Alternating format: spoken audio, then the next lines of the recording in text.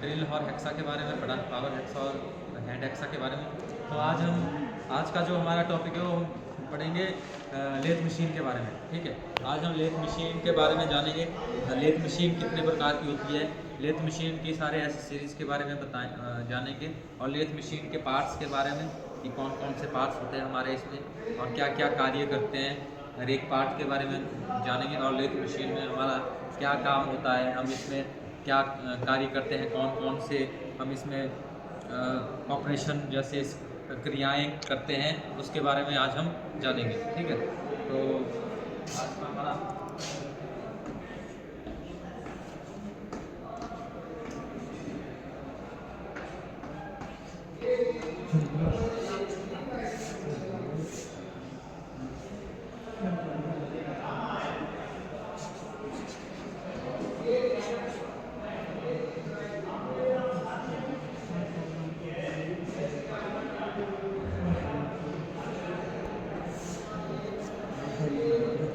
हमारा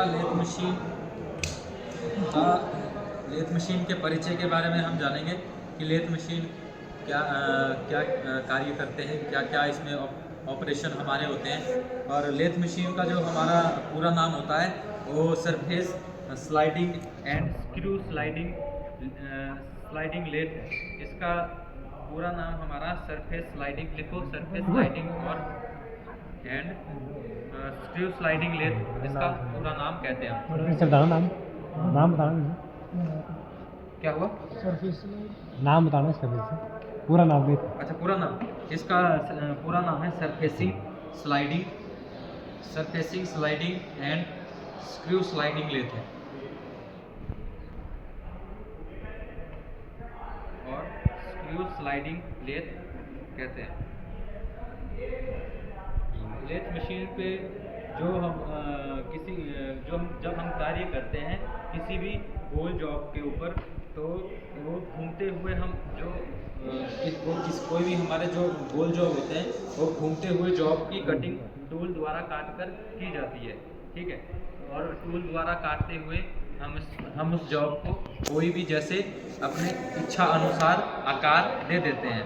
ठीक है, लेथ मशीन द्वारा किसी भी वर्कशॉप में होने वाले उत्पादन का लगभग 90% जो कार्य होता है वो हम लेथ मशीन के ऊपर ही करते हैं, और 10% कार्य जैसे हमारा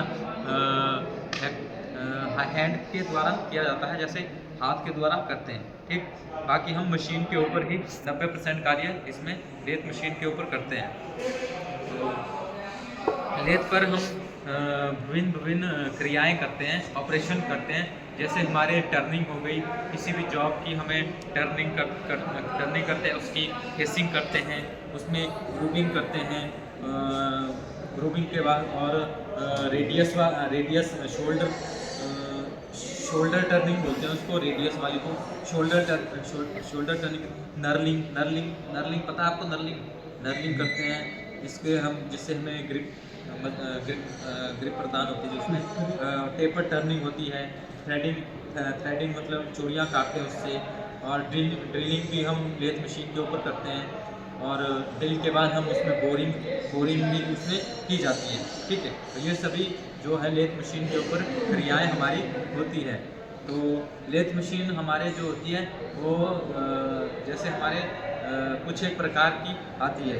तो सबसे पहले जो हमारी होती है एक सेंटर लेथ यही है आपकी, जो यहाँ आपके सामने है। सेंटर लेथ का जॉब सेंटर के मध्य अर्थात हेड स्टॉक व टेल स्टॉक सेंटर के मध्य कैच प्लेट व ड्राइविंग प्लेट व डॉग कैरियर या जॉब कैरियर की सहायता से घुमाया जाता है, इसलिए इसे सेंटर लेथ कहते हैं। इस पर उपरोक्त सभी क्रियाएं की जाती है। सेंटर लेथ पे हमारी लगभग सारी क्रियाएं की जाती है। ठीक, तो उसके बाद ये हमारी सेंटर लेथ होगी। लेथ भी हमारी बहुत से प्रकार की होती है। नंबर 1 पे सेंटर लेथ लिखता हूँ इधर।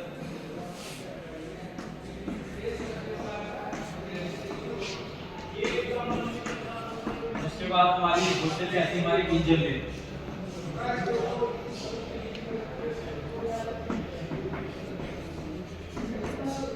इंजन लेथ जो हमारी होती है ये जब से हमारे पुराने समय में शक्ति संचालित के लिए हम इसका यूज़ करते थे, मतलब जो हमारा होता है डीजल द्वारा, डीजल या तेल के डीजल के द्वारा हम इसको चलाया जाता था। जैसे हमारी गाड़ियाँ होती है वो जैसे पेट्रोल और डीजल से चलती है ना, वैसे ही पहले के ज़माने पहले उसमें लेथ मशीन जो होती थी डीजल के द्वारा हम इससे चलाए जाते थे। इसलिए उपरोक्त सभी, इसलिए इसमें एक इंजन लेथ इसलिए इसे, क्योंकि जब उसको डीजल के द्वारा चलाते थे तो उसमें एक इंजन फिट होता था, इसलिए इसे जो कहते थे इंजन लेथ कहते थे। ठीक है, और उसके बाद आता था, उसके बाद है हमारा बेंच लेथ। एक बेंच लेथ होते हैं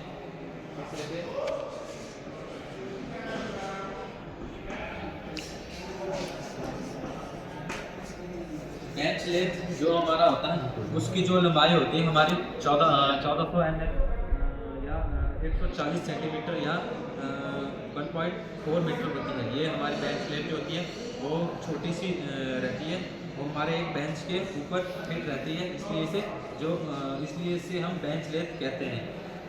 इस पर अधिकतर 30 mm व्यास वाली जॉब का ही 30 mm व्यास के रॉड को बांधकर ये घुमाया जाता है। इससे ऊपर हमारे ज़्यादा चौड़ाई में हमारी टर्निंग नहीं होती है।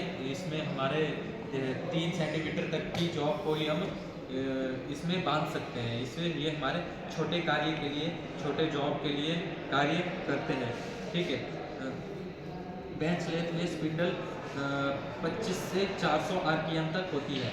आरपीएम समझते हो? आरपीएम रिवॉल्यूशन पर मिनट। रिवॉल्यूशन जैसे 1 मिनट में हमने कितने चक्कर उसके काटे। तो जैसे हमारा चक्कर है, आरपीएम, इसकी आरपीएम कितनी है 1 मिनट में स्पीड के ज़रिए, जैसे इसकी आरपीएम जो होती थी इसमें मतलब 25 से 400 आरपीएम पर। अब हमने 400 आरपीएम पर इसको चलाना है तो 1 मिनट में 400 नहीं 4000 आरपीएम, इसमें 4000 आरपीएम में चलाना है तो 1 मिनट में जितने जो हमारा चक्र होता है कितने चक्कर लगाएगा, 4000 चक्कर जो है वो 1 मिनट में लगाएगा, इसलिए इसे आरपीएम कहते हैं। ठीक है, मुख्यतः प्रयोग इसका अधिकतम छोटे जॉब जैसे छोटे कार्य के लिए परिशुद्धता बनाने के लिए किया जाता है। दूसरा, उसके बाद हमारा एक और लेथ आता है tool room lathe.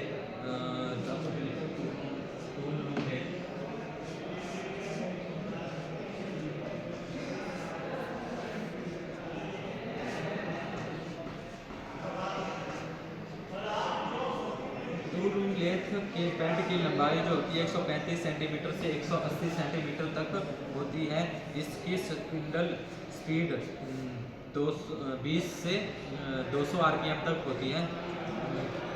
Tool room का लेथ का प्रयोग टूल रूम सेक्शन के विभिन्न प्रकार के टूल, डाइयाँ, गेज, जिग व पिक्चर बनाने के लिए किया जाता है। इसका प्रयोग बहुत ही टूल रूम में, जैसे कोई बारीकी से हमने किसी भी जॉब पे ऊपर कार्य करना हो तो उसका इसलिए टूल रूम में हम इसका उपयोग करते हैं, इसलिए इसका नाम टूल रूम लेथ कहते हैं। ठीक है, जो हमारे गेज होते हैं, जिग एंड पिक्चर, हमारे डाइयाँ वगैरह, टूल वगैरह, वो जो होते हैं हमारे बिल्कुल बारीकी से, मतलब ध्यान से कार्य होते हैं और जल्दी से हमारे कार्य होते हैं। तो उसके बाद हमारा आता है turret lathe machine. Turret lathe machine 500 लिखो, टरेट लेथ मशीन।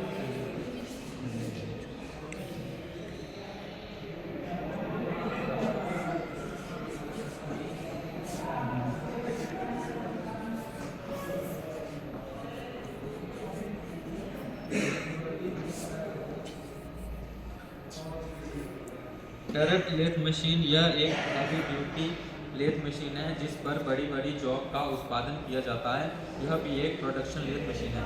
ये भी हमारे प्रोडक्शन के कार्यों में काम आता है जैसे, और ये बड़ी बड़ी जॉबों का उत्पादन करता है। ठीक है, बड़ी और इससे हम लंबी जॉबों का उत्पादन भी करता है। इसका टरेट हेड सीधे बेड पर स्लाइड करता है। जो इसका टरेट हेड होता है, आपके पास शायद है नहीं अगर टरेट लेथ मशीन, तो मैं आपको बता देता।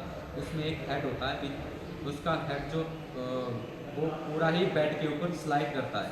ठीक है, कैपेसिटल लेथ की अपेक्षा इसके टूल रूम का चाल ज़्यादा लंबाई में होती है। टरेट लेथ की लंबाई जॉब को सहारा देने के लिए स्टडी रेस्ट का प्रयोग किया जाता है। और इसमें टेल स्टॉक नहीं होता है। इसमें जो होता है टेल स्टॉक नहीं होता है, जॉब को सहारा देने के लिए उसमें हमारा स्टडी उसके लिए हमारा स्टडी रेस्ट उसमें लगा हुआ होता है, ठीक है। वो भी उसमें अलग से स्टडी रेस्ट लगा हुआ होता है। स्टडी रेस्ट के बारे में हम बाद में पढ़ेंगे। ये भी हमारे 3-4 प्रकार के स्टडी रेस्ट होते हैं।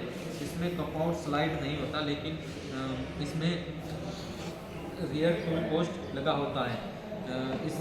इससे टरेट हेड के 6 टूल एक साथ बांधे जाते हैं। उसमें रियर जो उसमें टूल पोस्ट लगा होता है ना, 6 टूल, उसमें हम 6 टूल एक साथ लगा सकते हैं, जिससे हम हर एक टूल का अलग अलग ऑपरेशन कर सकते हैं, ठीक है। इसमें भी टेपर अटैचमेंट लगा हुआ होता है। टेपर अटैचमेंट जिससे हम क्या करते हैं, डिग्री में हम टेपर लगा सकते हैं, जिसके द्वारा टेपर काटी जाती है। इसे सैडल टाइप लेथ भी कहते हैं, ठीक। डायरेक्ट लेथ हमारा शायद आप डायग्राम इसमें ऐसे में थोड़ा होता है। ये हमारा जो होता है डायरेक्ट लेथ बोलते हैं इसको। ये भी हमारे छोटे से होते हैं। इसमें ऊपर से जो ये हमारी रॉड इसमें लगी हुई होती है, जो कि जॉब को सहारा देने के लिए, कोई बड़ी सी जॉब हो उसको पकड़ने के लिए इसका प्रयोग किया जाता है, ठीक है। ये हमारी जो होती है डायरेक्ट लेथ बोलते हैं इसको। ये हमारे हैवी ड्यूटी मशीन है और प्रोडक्शन के लिए, प्रोडक्शन लाइन में इसका इस्तेमाल बहुत ज़्यादा किया जाता है, ठीक है। और छठा आता हमारा capstan lathe. Capstan lathe capstan lathe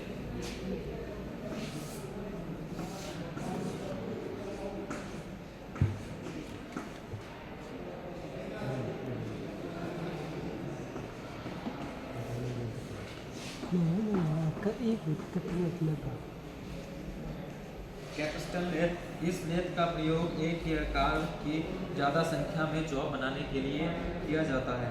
एक ही आकार के ज़्यादा संख्या में जॉब बनाने के लिए इसका प्रयोग किया जाता है। इसमें टेल स्टॉक नहीं होता है।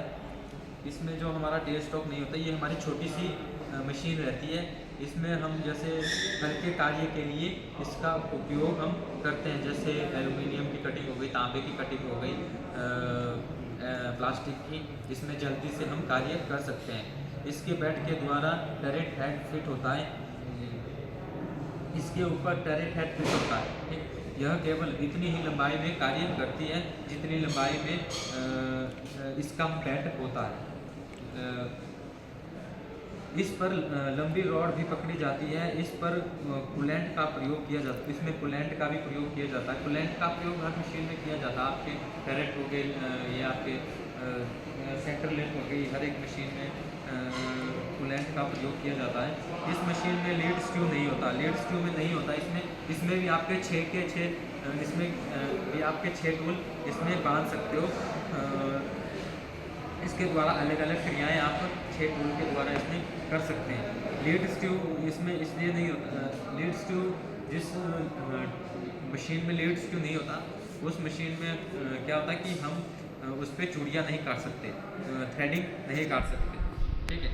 इस प्रकार मशीन पर एक टेपर अटैचमेंट, इसमें भी हमारा टरेट लेथ में जैसे हमारा टरेट लेथ में, वैसे हमारा कैप्स्टन लेथ में भी हमारा टेपर अटैचमेंट लगी हुई होती है, जिससे हम क्या होता है कि इसके द्वारा अंदरूनी व बाहरी दोनों तरफ की टेपर हम काट सकते हैं।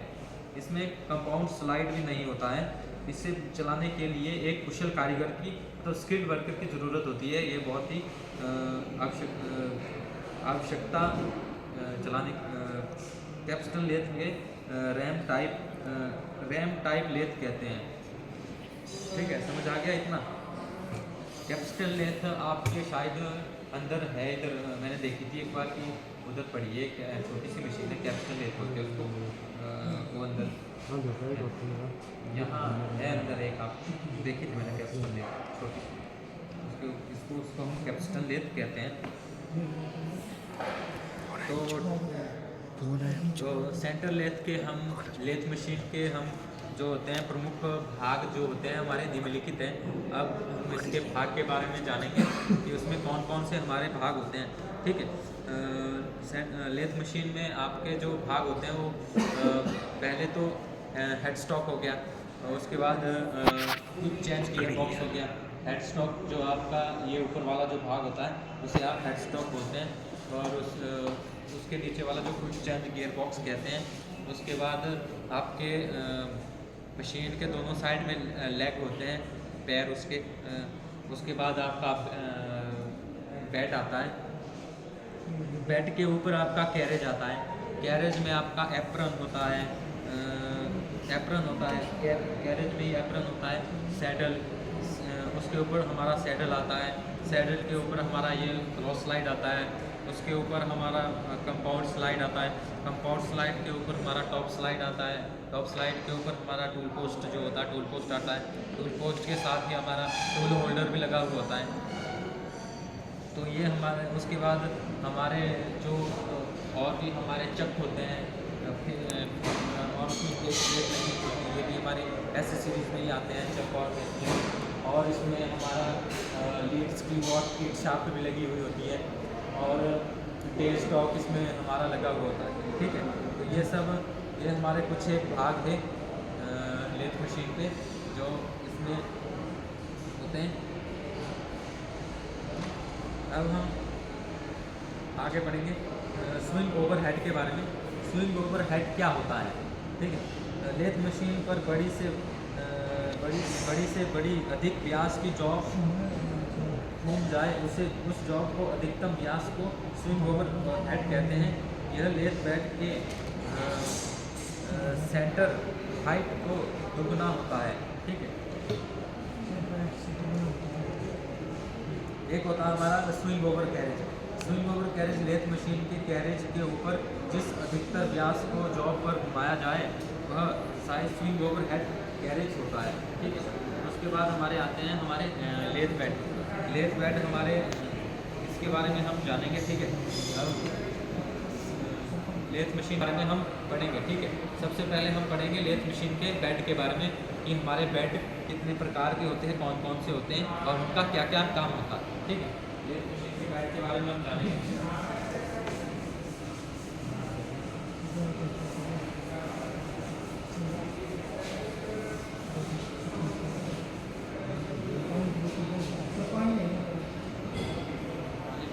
पानी मिल जाना जल्दी आइए, दोनों जा रहे हैं, जल्दी आना है टाइम।